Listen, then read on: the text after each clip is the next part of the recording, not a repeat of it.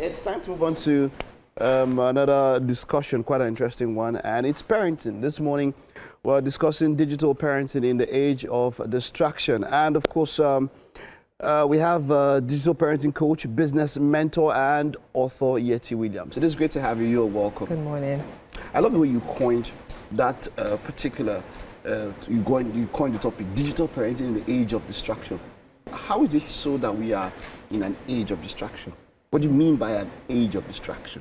Age of distraction meaning that there's something vying for our attention all the time. So we're constantly doing multiple things. In fact, we're in a chronic stage of partial attention. So I'm talking to you, somebody's picking up their phone quickly, something is pinging, there's always something going on. So literally, it's a struggle now to be in a conversation like this, to be focused, make eye contact, and be focused on just what we're talking about and not be distracted by anything. We are really in that age. You know, I'm thinking about it, and yes. All right, so how do you navigate digital parenting in such an age as we are in now? Yeah. So it's important to recognize that, you know, in the world we live in today, and it has always been like that, children learn from the people around them. Children are conditioned to do what people around them are doing, their parents, the adults, everybody in their life. So if consistently a child is in an environment where they're talking to mom or dad, but dad is constantly like, I'm listening to you. So there's a level of partial attention. And research is showing that more and more the children in environments where they don't get this kind of quality one-on-one time, they have more anxiety. They are more hyper-focused. I mean, they're more hyper. They are less attentive. And they themselves are forming the habits of always being distracted when somebody's talking to them. And long term is having issues with cognitive development as well. Because if you're constantly not able to focus on any one thing, learning in school becomes more difficult. Attention, being able to sit down to a class is difficult. Finishing tasks without wanting to switch all the time becomes difficult. If a child chronically grows up with that as their format of life, you can imagine what happens when they become teenagers and when they want to do things later on. So that's why it's critical to understand, okay, what's the big deal? Why is distraction bad? So what do we do? How do we navigate it? How should parents go about it? Yeah. The first thing is awareness. If you're not aware of why it's an issue, it's less likely for you to do anything that's sustainable. So the first step is to figure out, okay, what is your digital parenting archetype? And this is something I came up with in a book I wrote recently, basically saying, if you don't know your parenting's digital style, what do you even know to modify? So for example, are you the parent that every time your child is bored, you hand them a device? Just to let them not disturb me, tick. So you're teaching that child that every time they are bored, they should get a device to distract them. Right, distraction and digital dependence is a learned behavior. Nobody is born from day one wanting digital. So what a parent needs to do is figure out, okay, where do I fall? Am I somebody who actually, if I think about it, every time I'm talking to my child, I'm also distracted doing something else? Every time my child wants me to talk to them or is bored, I'm immediately giving them a device to keep them busy. Then you want to see that you're starting to create a dependency on screens, and then you can start doing something about it. And there's simple things you can start doing like at home. So one example is not screens first thing in the morning. Okay. Right, because that wires your brain to need short form content. A lot of screen time is equal to dopamine hits. And dopamine is something you keep seeking. And this is something not just for children, even adults Everybody. Also. Everybody. It's a family situation. It's a family issue. Things like meal times, no devices during meal times. When you're eating, put your devices away. I'm trying to think about, okay.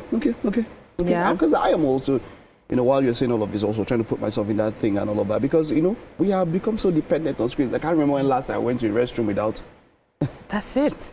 So our brain spend longer than normally you should have at a particular task because of that divided attention. attention. And in fact, from a medical perspective, I'm not a doctor, but they're saying they're finding a lot more issues because people are sitting on toilets for so long. Oh, fact, that is so, 1000%. Exactly. Yes, being in the restroom, staying in the convenience, and spending time on your phone and all of that. Then you stay longer than you would have stayed at. Oh, a lot of times you find out, I'm done with business quite a while ago, but I've been on this for 20 minutes now.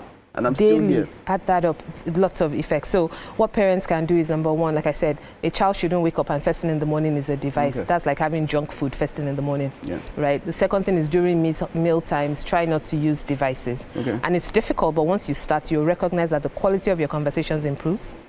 As a family, you are really hearing each other and you are seeing what's going on, even body language. If I'm talking to you but I'm distracted, I'm not knowing when your eye changes. I'm not noticing when maybe you're like, today, because all I'm doing is distracted, and then parents are missing out on a lot of things. Okay. So those are 2 simple steps that families can implement to try and reduce this dependency on screens. On screen time. And then moving forward, how do you, should I say, optimize learning? Because you are talking about this kind of distraction now at the same, it's hard to focus, like we mentioned, generally, in such an age, with, of course, there's a lot of learning now that is now digital. I mean, you have Kindles, right, and the hardcover books that we used to have that time, e-formats and all of that. How do you optimize learning in such an environment as we are, such an age as we are? So, according to quite a few bodies like the American Pediatric Association and many others, WHO, the advice is that children 24 months and under, so 2 years old and under, should have no screen time.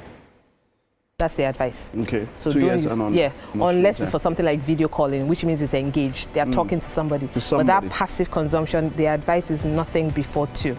In fact, recently, France has passed a law that all creches, daycares, toddlers 3 years and younger should not be using devices in schools at all. So suddenly we're seeing that regulation and governments are starting to put rules in place saying, you know what, now we have enough data that shows that excessive screen time is not beneficial. So what can you do in terms of to help your child concentrate in terms of learning?